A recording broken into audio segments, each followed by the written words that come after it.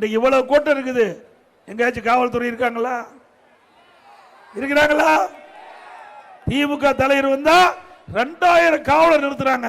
ஏன்னா கூட்டம் வராது, காவலர் வச்சு கூட்டம் நடத்துறதுக்கு 2000 காவலர் நிறுத்துறாங்க.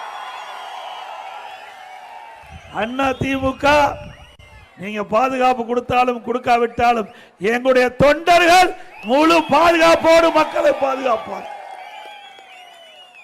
அனைத்து இந்திய அண்ணா திராவிட முன்னேற்ற கழகத்தை தோற்றுவித்தவர் பொன்மனச்செம்மல் புரட்சி தலைவர் எம்ஜிஆர்.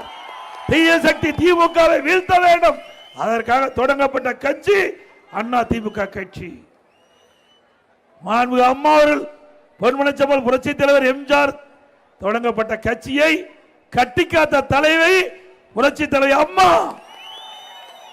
இருவரும் தலைவர்கள் நாட்டு மக்களுக்காக வாழ்ந்து மறைந்த தலைவர்கள் நம்முடைய இயக்கத்தை இன்றைக்கு நாட்டு மக்களுக்கு அர்ப்பணித்து விட்டு சென்றிருக்கின்றார்கள்.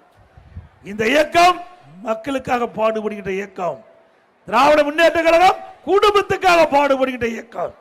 இதுதான் அண்ணா திமுகவுக்கு திமுக உள்ள வேறுபாடு.